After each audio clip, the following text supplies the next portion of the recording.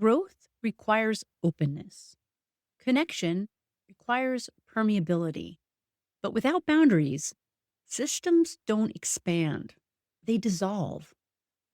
We tend to think of boundaries as restrictions, limits, as something that holds us back.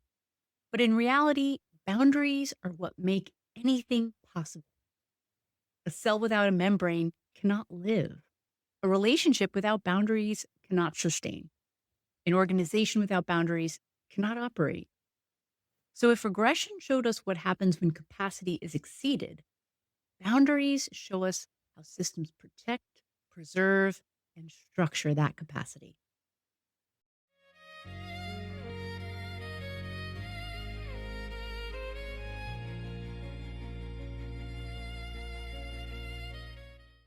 At their core, boundaries are the structures that define what is inside and outside a system, regulating flow, protecting integrity, and enabling function. Said more simply, boundaries determine what comes in, what stays out, what is held, and what is released. They aren't walls, they're filters. And like everything else in this series, they exist on a spectrum. Boundaries that are too rigid lead to isolation and brittleness. Boundaries that are too porous lead to overwhelm and dissolution. Healthy systems don't eliminate boundaries, they calibrate them. Boundaries show up everywhere once you start looking for them, and they've been studied across disciplines for a long time. From biology to spiritual traditions, boundaries all serve the same function. They define what a system is and regulate what it can handle. Let's start with biology. In the 1970s, biologists Umberto Maturana and Francisco Varela introduced the concept of autopoiesis, the idea that living systems continuously produce and maintain themselves. At the center of that idea is a boundary. A cell doesn't just exist, it actively maintains a membrane that defines what is inside and what is outside.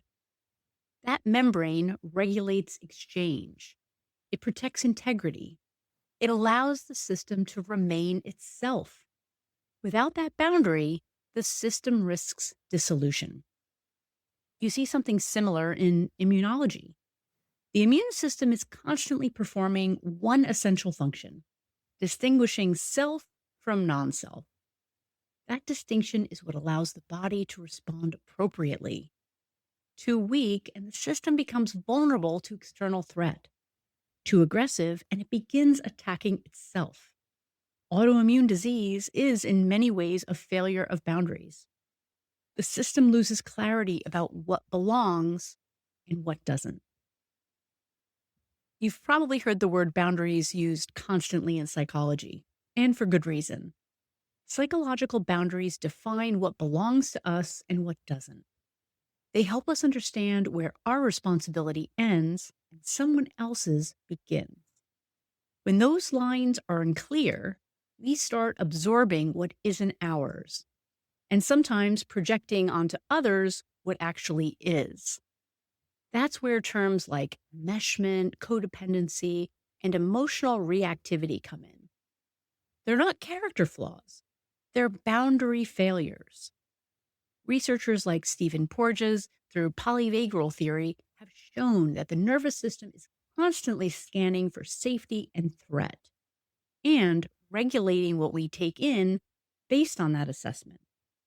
In safe states, we're open, we connect, we process, we engage. In threatened states, the system tightens, input narrows, responses become more protective. This is boundary regulation at a physiological level, and it connects directly to what we talked about in regression. When boundaries fail to regulate input, the system becomes overwhelmed and eventually collapses into more primitive states. When boundaries are too diffuse, families become enmeshed. People absorb each other's emotions, roles blur, and individuality gets lost. When boundaries are too rigid, families become disengaged, connection breaks down, and emotional distance increases. So, again, the same pattern, not absence, not rigidity, but clarity with flexibility. And perhaps the most surprising place we find boundaries: spiritual traditions. Many Eastern and Judeo Christian traditions speak of unity, interconnection, and the dissolving of ego, but they also emphasize discernment and balance. Boundaries aren't the opposite of connection, they're what make healthy connection possible. We all know, and more importantly, feel how boundaries affect our daily lives. And often it's subtle. Saying yes when you mean no, taking on what isn't yours, avoiding a necessary limit, overextending your time, energy, or attention, and not quite knowing how you got there. At a deeper level, this usually comes from something that once made sense. If being agreeable, helpful, or accommodating helped you avoid conflict, stay connected, or feel valued, that pattern got reinforced.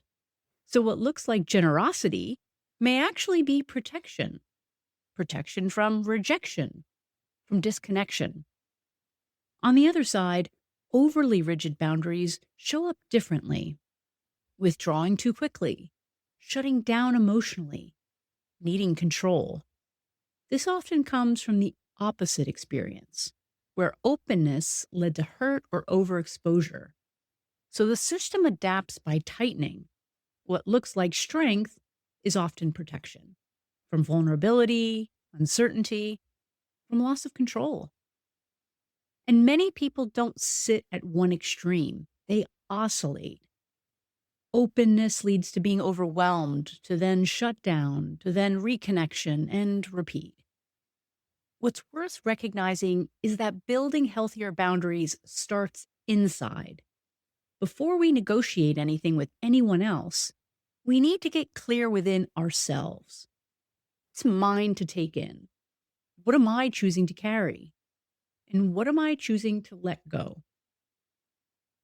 Psychologist Eric Fromm wrote that when we don't have a strong internal sense of self, we escape freedom, either by dissolving into others or by giving ourselves over to structure.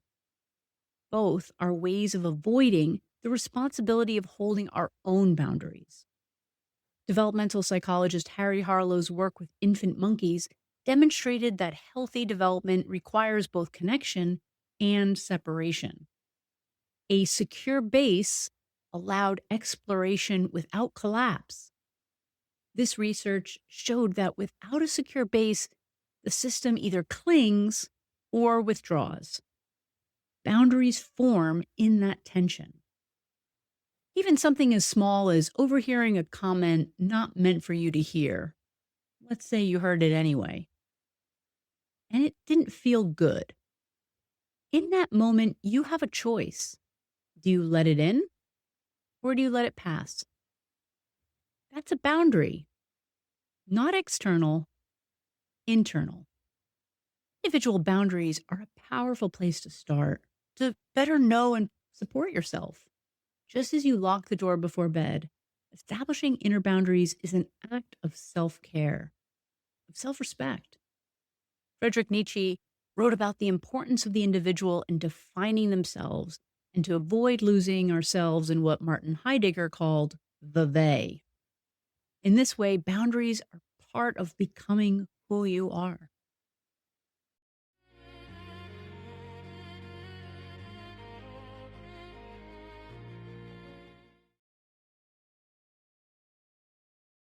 Boundaries in relationships are where this gets most visible, because now it's not just you. It's you, another person, and the space between you. I like to think of it as three circles: me, you, us. When boundaries are clear, those circles stay distinct but connected. When they're not, they start to collapse into each other. A healthy relationship has a rhythm to it, a back and forth, like a good game of tennis. When boundaries erode, it starts to feel more like racquetball. everything coming at you, fast and constant, with no space to respond. Have you ever sat down to lunch with a friend, maybe someone you haven't seen in a while, and an hour later realize you haven't said a word? You might have tried to share something about your own life, only to watch the conversation circle back to them. I've had this experience more times than I can count. And for a long time, I just went along with it because I didn't want to be unkind and because it had always been that way. What I eventually came to understand is that these relationships weren't serving either of us. That person wasn't looking for a friend, they were looking for an audience, or in some cases, a therapist. And I was showing up as both without ever consciously deciding to. Listen, we all do this from time to time, usually without realizing it. And continuing to play that role is usually just as unconscious. I'm not someone who enjoys hurting people's feelings, and extricating yourself from a long standing dynamic is awkward and uncomfortable. But staying in it isn't connection, it's a pattern.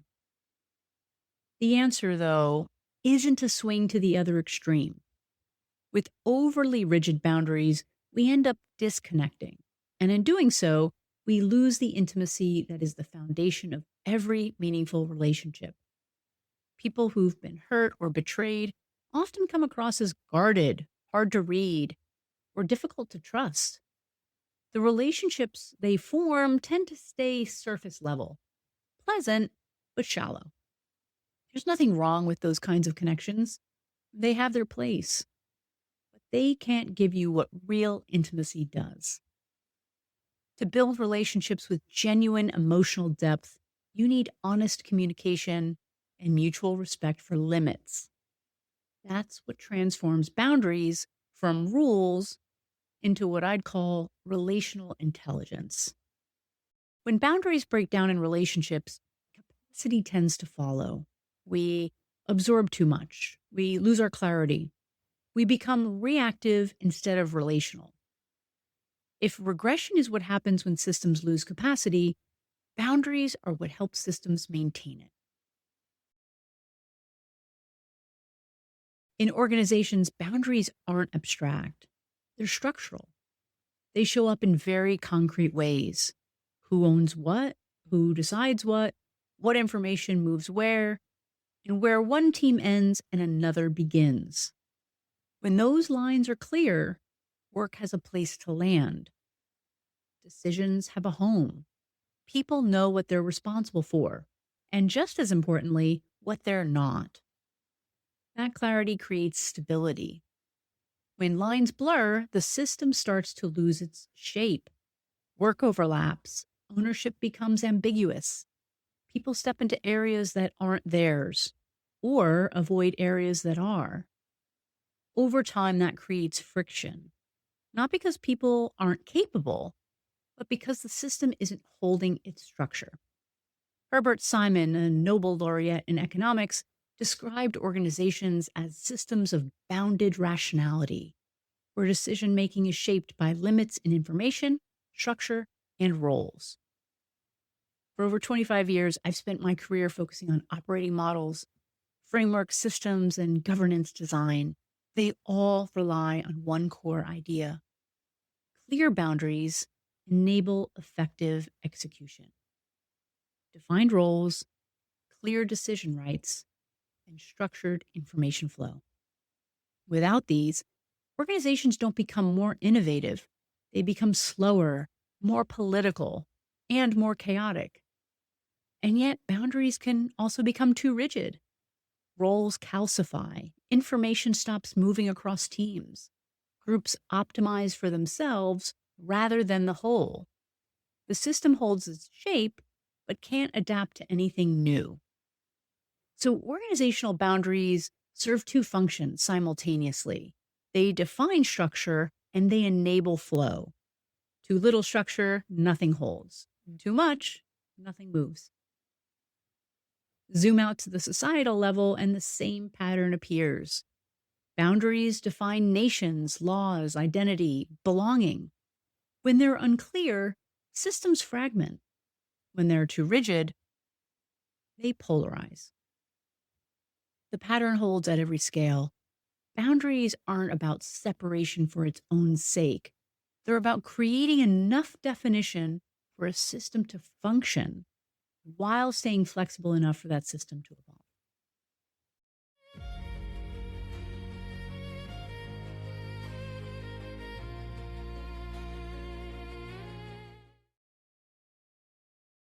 There's a quote that gets thrown around a lot: good fences make good neighbors.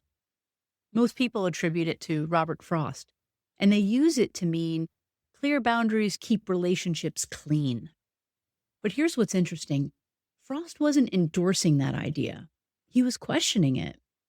The line is actually spoken by the neighbor in the poem Mending Wall, the stubborn one who just keeps repeating the old saying without thinking about it. Frost's narrator is the one wondering why the wall is there at all. What's it actually keeping in or out? Whether the boundary itself is the point or just a habit. The poem is a meditation on unexamined roles. Which brings me to something that happened to me recently. I had a fence dispute with my neighbor. Turns out part of our fence was sitting on their property. Technically, their issue to raise, legally straightforward once we got there. But what made it resolvable wasn't the paperwork. It was that I went and talked to them. Not an email, not a text, a real conversation. And not just about the fence. We talked as neighbors first, built some connection. By the time we got to the actual issue, there was enough goodwill that we could handle it in the right way, respecting their legal rights, doing it properly, but from a place of relationship rather than position. Boundaries aren't just a concept. They're a daily practice, a way of staying in balance with yourself, your relationships, and the systems you're a part of. Here are 3 practices to help you work with them more skillfully. Practice 1, notice where you leak. Before you can change anything, you have to see it. And this kind of noticing isn't about judgment. It's about impartial observation. Your body is actually one of your best instruments here. Fatigue, diffuse focus, low-grade resentment. These are often the first signals that something is out of balance. When you feel them, curious. Ask yourself, where am I overextended? What am I carrying that actually isn't mine? Build in a brief daily check-in, even 30 seconds. Attach it to something you already do. A morning walk, brushing your teeth, your first cup of coffee. Don't judge what you find, and don't rush to fix it. Just notice. Practice number 2, define before you defend. Most boundary problems don't get resolved because we try to enforce something we haven't fully defined yet. We react, often on autopilot, before we've gotten clear on what we actually need. If something doesn't feel right, start there. Write it out, by hand if you can. It doesn't have to be journaling, just a few bullet points is fine. Get specific about what's bothering you and what you actually need. Then, when you're ready to communicate it, do so without framing it as an attack or as a verdict on someone's character. People and systems are constantly evolving. Think of boundary recalibration less like a confrontation and more like rotating the tires on your car. A necessary adjustment that keeps things running well. Practice 3, calibrate, don't harden. Boundaries aren't fixed. They adjust based on context, capacity, and relationship. What made sense at one stage in your life or one stage of a relationship may need to shift at another point in time. That's not inconsistency. That's intelligence. I came across a cartoon recently. One person says sadly to the other, "You changed." And the other one replies, "But we're supposed to." The goal isn't rigidity. It's alignment. Healthy people and the relationships and systems they're part of need to adapt. Revisiting your boundaries isn't a sign that something went wrong, it's a sign that something is growing. Boundaries are widely misunderstood.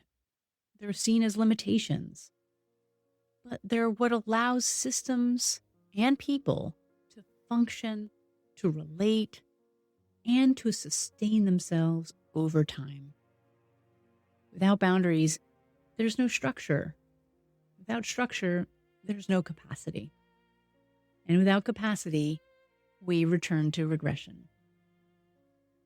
So the work isn't to build stronger walls, it's to build clearer, more intelligent ones. Boundaries that hold enough shape for a system to function while remaining permeable enough for it to grow. Because in the end, a system isn't defined by how open it is. It's defined by how well it regulates what it allows in and what it chooses to hold. I'm Mary Schaub.